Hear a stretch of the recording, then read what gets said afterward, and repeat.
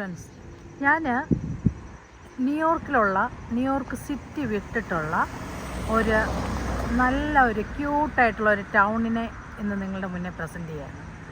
ടൗണിൻ്റെ പേര് മൗണ്ട് കിസ്കോ എന്നാണ്. നല്ലൊരു വില്ലേജാണ് കേട്ടോ. ഇവിടെയാണെങ്കിൽ എല്ലാ സംഗതികളും ഉണ്ട്. ഇവിടെ നല്ലൊരു ലൈബ്രറി ഉണ്ട്, ഒരു മൂവി തിയേറ്ററുണ്ട്. അങ്ങനെ പറഞ്ഞാൽ നല്ല എല്ലാം ഒത്തിണങ്ങിയിട്ടുള്ള ഒരു സ്ഥലമാണ്. ഇതിനൊരു വേറൊരു പ്രത്യേകതയുള്ള എന്താണെന്ന് വെച്ചാൽ, ഈ ടൗണിൻ്റെ തൊട്ടടുത്ത ടൗണിലാണ് നമ്മുടെ ബിൽ ക്ലിൻ്റൺ താമസിക്കുന്നത്. ബിൽ ക്ലിൻ്റൻ്റെ വീടും ഇതിന് തൊട്ടടുത്താണ് കേട്ടോ. ഇതിൻ്റെ ഇവിടുന്ന് ഡ്രൈവ് ചെയ്യുകയാണെങ്കിൽ ഒരു 2 minutes ഡ്രൈവ് ചെയ്താൽ നമുക്ക് ബിൽ ക്ലിൻ്റൻ്റെ വീട്ടിലേക്ക് എത്താം. ഞാൻ ക്ലിൻ്റൻ്റെ വിശേഷങ്ങളുമായിട്ട് അടുത്ത വീഡിയോയിൽ നിങ്ങളുടെ അടുത്ത് വരുന്നതായിരിക്കും. ഓക്കെ. പിന്നെ ഞാൻ കുറേ പ്രാവശ്യം അദ്ദേഹത്തിനെ കണ്ടിട്ടുണ്ട്. എൻ്റെ ബിസിനസ് സ്ഥാപനത്തിൻ്റെ അടുത്തുകൂടെ അദ്ദേഹം നടന്നു പോകാറുണ്ട്. മിക്കവാറും കാണാറുണ്ട് കേട്ടോ. അതുകൊണ്ട് അദ്ദേഹത്തിനെക്കുറിച്ച് ഞാൻ അടുത്ത വീഡിയോയിൽ നിങ്ങളോട് പറയുന്നതായിരിക്കും. ഓക്കെ. ഇനി എന്താണെന്ന് വെച്ചാൽ, ഈ ടൗണിൽ ഒത്തിരി പള്ളികളുണ്ട് കേട്ടോ. പല ഡിനോമിനേഷൻ്റെയും പള്ളികളുണ്ട്. ഇത് ഒരു പള്ളിയാണ്. ഇത് എപ്പിസ്കോപ്പിക്കൽ എന്ന് പറഞ്ഞൊരു പള്ളിയാണ്. കുറച്ചുകൂടെ മുന്നോട്ട് നമ്മൾ പോവുകയാണെങ്കിൽ കാത്തലിക്സിൻ്റെ പള്ളി കാണാം, മെത്തഡിസ്റ്റിൻ്റെ പള്ളി കാണാം.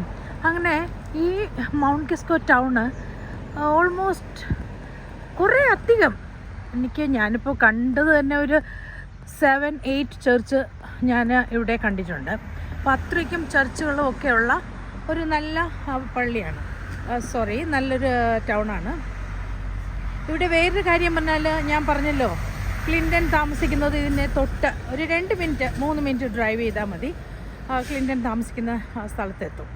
അവിടെയാണെങ്കിൽ റെസിഡൻഷ്യൽ ഏരിയ ആണ്. പക്ഷേ അധികം ഒന്നും നമുക്ക് സൗകര്യമായിട്ടൊന്നും മേടിക്കാൻ ഉള്ള ഷോപ്സ് അങ്ങനെയൊന്നുമില്ല. ഇവിടെ ആണെങ്കിൽ ഈ കാണുന്ന റെഡിൽ കാണുന്നത് ഒരു നല്ല ലൈബ്രറിയാണ്. ഇവിടുത്തെ മൗണ്ട് കിസ്കോയിലെ വില്ലേജ് ഓഫീസാണ് ഈ കാണുന്നത്. അങ്ങനെ കുറേ കാര്യങ്ങൾ ഇവിടെയുണ്ട്. ഇവിടെ എല്ലാ തരം ഷോപ്പിംഗ് സെൻറ്റേഴ്സും ഉണ്ട്. അതായത് ക്ലോത്തിങ്സ് ആയാലും സൂപ്പർ മാർക്കറ്റുകളായാലും അങ്ങനെ മൂവി തിയേറ്റർ ആണെങ്കിലും എല്ലാം കൊണ്ട് സമൃദ്ധമായ ഒരു നല്ല ക്യൂട്ടൊരു വില്ലേജാണ്.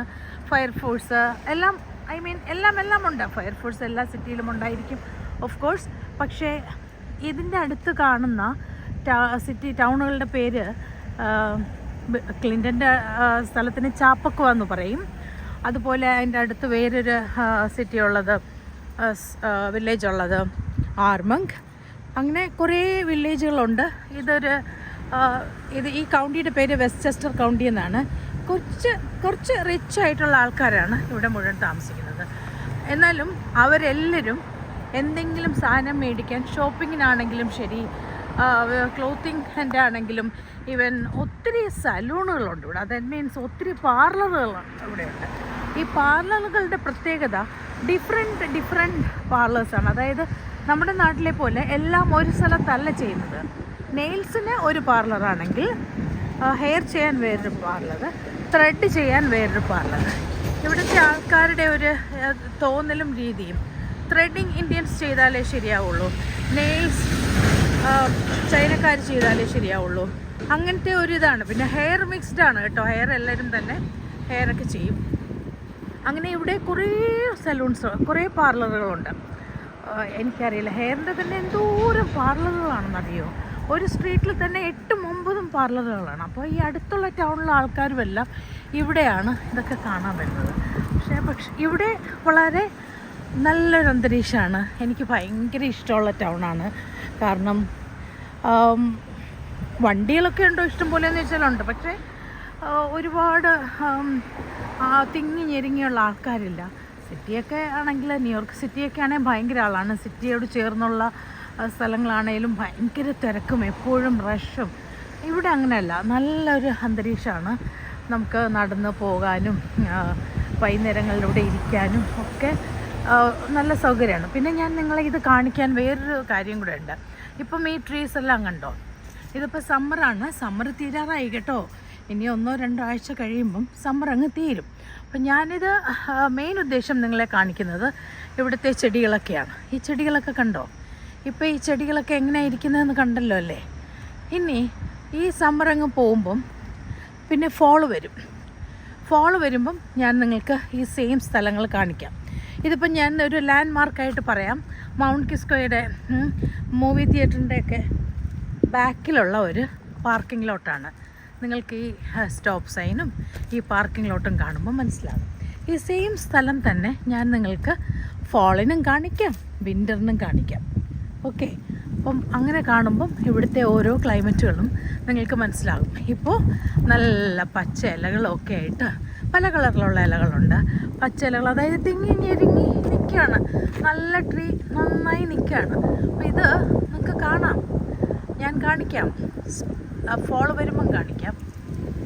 പിന്നെ ഞാൻ നിങ്ങളെ കാണിക്കാം വിൻ്ററിന് കാണിക്കാം, സ്നോ കാണിക്കാം, ഒക്കെ കാണിക്കാം. അപ്പോൾ ഇതൊക്കെ ഒന്ന് കാണിക്കാൻ വേണ്ടിയാണ് ഞാനിപ്പം നിങ്ങളുടെ അടുത്ത് ഈ ടൗണുമായിട്ട് മുന്നോട്ട് വന്നത്. ഇവിടെ ഒരുപാട് ഷോപ്പുകളുണ്ട്. ഞാൻ പറഞ്ഞല്ലോ, ഒരുപാട് ചർച്ചുകളും ഒരുപാട് ഷോപ്പുകളും മൂവി തിയേറ്ററും ഒക്കെ ആയിട്ട് ഒത്തിരി ആൾക്കാർ എപ്പോഴും ഇവിടെ വരുന്നതാണ്. ഈ കണ്ടോ, ഈ കാർ പാർക്കിംഗ് ഫുള്ളാണ്, എപ്പോഴും ഫുള്ളാണ്. റോഡിൽ സ്ട്രീറ്റ് പാർക്കിംഗ് നമുക്കൊരിക്കലും കിട്ടുക പോലുമില്ല, അത്രയ്ക്ക് തിരക്കാണ്. നെയ്ബർഹുഡ് എല്ലാം വരുന്നത് ഇവിടെയാണ്. കാരണം ഇവിടെയാണ് ഒരുപാട് സൗകര്യങ്ങളും ഒരുപാട് കാര്യങ്ങളും ഉള്ളത്. അതുകൊണ്ട് എല്ലാവരും ഇവിടെയാണ് എപ്പോഴും വരുന്നത്. അപ്പോൾ അടുത്ത വീഡിയോ തീർച്ചയായിട്ടും അടുത്ത എൻ്റെ വീഡിയോയിൽ ഞാൻ ക്ലിൻ്റൻ്റെ വിശേഷങ്ങളുമായിട്ടായിരിക്കും വരുന്നത്. അപ്പോൾ അടുത്ത വീഡിയോയ്ക്ക് വേണ്ടി നമുക്ക് വെയിറ്റ് ചെയ്യാം.